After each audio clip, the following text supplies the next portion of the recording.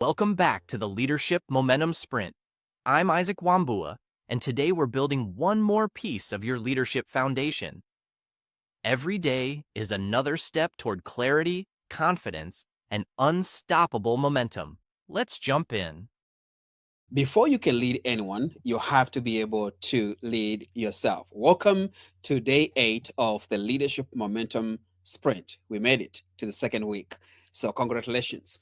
This week, we are shifting into your inner game, the emotional and mental foundation of leadership. And here's the truth: most leadership breakdowns are not skill issues, they are self management issues. And when stress arises, even strong leaders tend to react quickly instead of responding, assume instead of clarifying, and take things personally instead of staying neutral.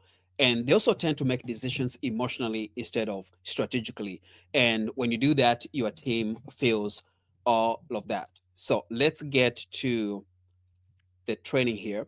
Day 8: master your inner game. How to build calm, clarity, and confidence under pressure. There is a class I taught for many years, and the class was called Managing Emotions Under Pressure. And in a span of 5 years, and I traveled quite a bit teaching this class in inside of companies, at conferences, inside of colleges. I got to learn a lot of things. And what I learned is that we all want to have a good handle on our emotions. So we don't say the wrong thing, we don't make the wrong decision, and somehow get to mess up our reputation, but also cause damage on the person that we are projecting to. So I'm really excited about this lesson because it touches on that core part of who we are, because we are emotional beings. The objectives for this lesson are: number one, to help you recognize your reactive patterns. Number two, use the clarity loop today in real situation. And I'm going to introduce you to that amazing tool called the clarity loop. And then build calm through intentional response. And it's possible, even if you're one of those people that believe you have temper or you cannot control yourself emotionally, this is going to help you big time, especially when you are a leader.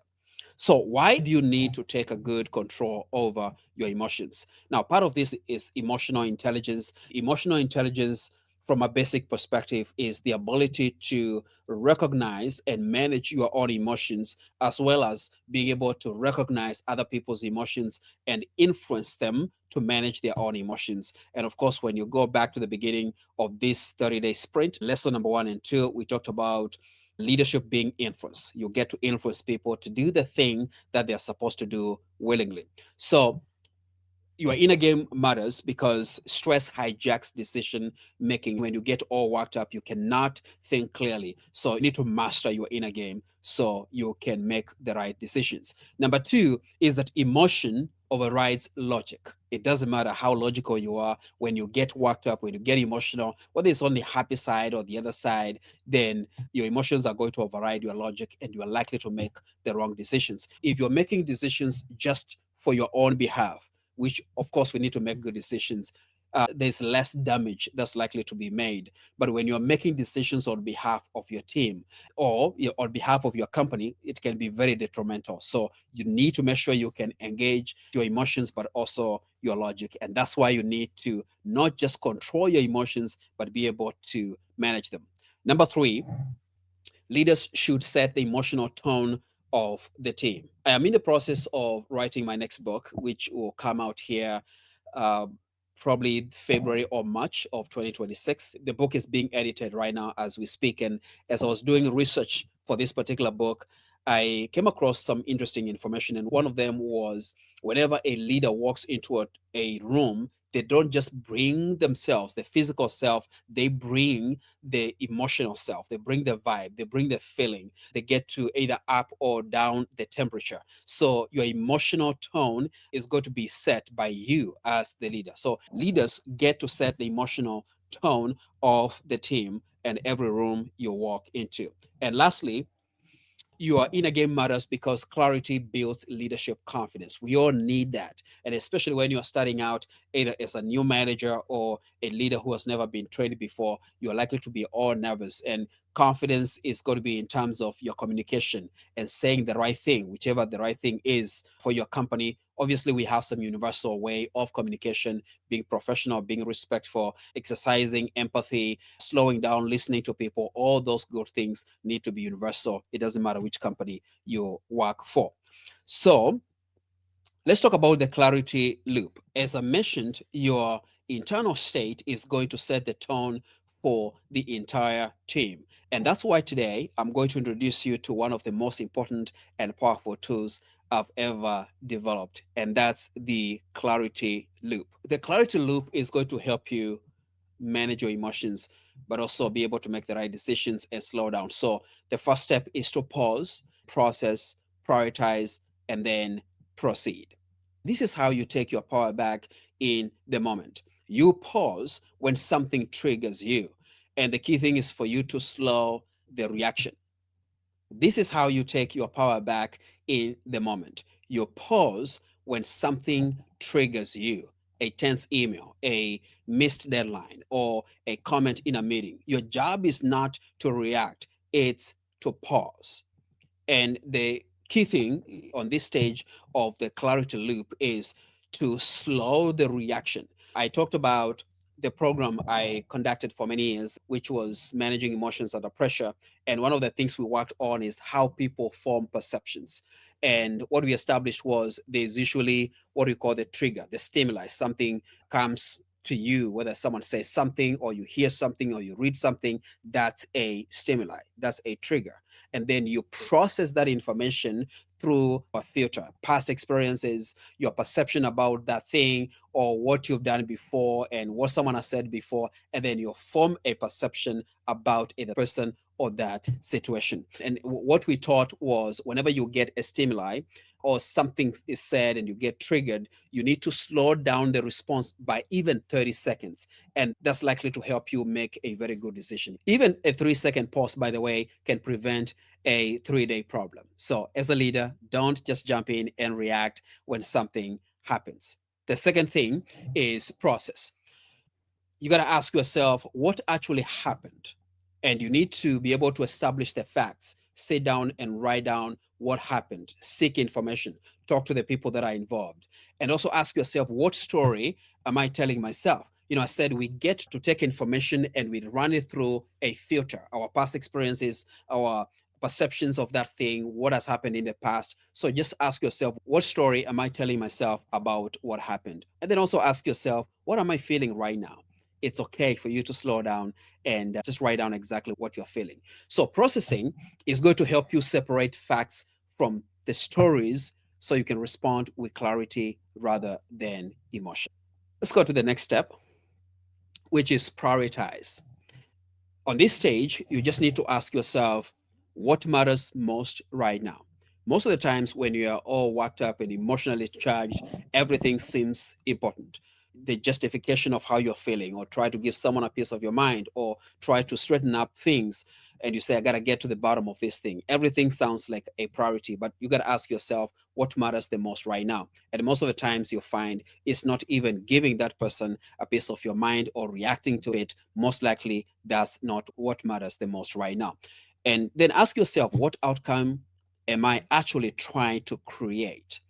And especially when you're working with a team, somebody drops the ball, says the wrong thing, and now the top management is on your case or a customer is on your case, you are likely to feel like, I need to solve this problem once and for all. But you got to ask yourself, what outcome am I actually trying to create? Now, this what you expected, this what you got, these are the results you got, and there's a gap. Your goal should be to close that gap or minimize that gap as soon as possible. That means getting your team back to normal, getting yourself to a relatively normal state. That should be your first goal. And the second goal is to get back to a rhythm, the thing that was supposed to be done. If there's a delay on a deadline, then you need to get everybody back on a normal state, so to say, and keep moving forward. But when you get all worked up, now people have to deal with your emotions. They have to figure out how to defend themselves or justify themselves, and they're all freaking out whether they're going to be fired. I mean, it can just get all dramatic. So you have to ask yourself, what outcome am I actually trying to create? This step shifts you from reaction to strategy, which is really key. And then the last step is proceed. You only proceed after you pause, after you process, and after you prioritize. That's the only time you proceed. So if you're trying to proceed, in this case, making a decision or making a move, you got to ask yourself, did I pause? Did I process? Did I separate facts from assumptions? Did I prioritize to ask myself, what's the most important thing right now? And what outcome am I trying to get? It's only at that point you get to make a move. And now you can respond instead of reacting. You can clarify instead of assuming. And you can also coach your people instead of criticizing them. When you master the clarity loop, pressure stops controlling you and you find yourself being in control of the moment. So that's really what the lesson is all about. It's being able to pause, to process, to prioritize, and proceed. So, your challenge for you today is simple. Use the clarity loop at least once this week. I know there's going to be a situation at some point today or tomorrow, something will frustrate you, something is going to surprise you, or someone is going to press your buttons. And when it happens, you need to pause, you need to process and separate what's real and what's not. You need to prioritize what matters most, and you need to proceed from a place of clarity, not chaos. Because every time you run this loop, you are building a new leadership default, which is calm, clear, and composed. So let's go through the worksheet for today. Session number one of this worksheet is asking yourself what triggered you recently. So reflect back in the last 30 days, 60 days, and ask yourself what triggered you. Did you lose your cool? Did you say the wrong thing and you had to apologize? Did you allow your emotions to get the best of you? So describe a real situation in the last 30 to 60 days. Again, this is your worksheet. You don't have to show anyone. So just be real and be authentic when it comes to this. Section number two is to apply the clarity loop. And number one is to pause. Ask yourself what emotion showed up. When you go back to that situation that happened, what kind of emotions showed up? Did you get worked up? Did you get upset? Did you cry? Did you yell? Did you scream? Did you shut down? Did you walk out or storm out? What really happened? And then you process what facts do you actually know about the situation. You'll be surprised most of the times we usually don't have a lot of facts about it because, again, we jump in and try to make decisions or act based on emotions. Process. What assumptions did you make about that situation? And then prioritize. If the situation is in the past, then you may want to reflect and ask yourself what mattered the most in that situation. And then proceed. What intentional action will you take if you have a situation right now? And if it happened in the past, what intentional actions could you have taken if you had learned how to use the clarity loop? And that's it about the worksheet. So that's your homework for today. So, as we close today's lesson, I want you to hear this from me. Great leaders are not the ones who never feel pressure. Great leaders are the ones who refuse to let pressure dictate their decisions. Every time you pause, every time you slow down, every time you choose clarity over chaos, you are rewriting your leadership identity. You are becoming the kind of leader who brings stability to uncertainty, who brings confidence to confusion, and who brings direction to overwhelm. And the clarity loop, really, that I just shared with you, is not just a tool, it's a new standard for how you show up in the world. Use it boldly, trust it fully, and remember momentum belongs to the leader who stays centered. Keep building your leadership momentum, and I'll see you in the next lesson. And remember, momentum belongs to the leader who stays centered. Keep building your leadership momentum, and I'll see you in the next lesson.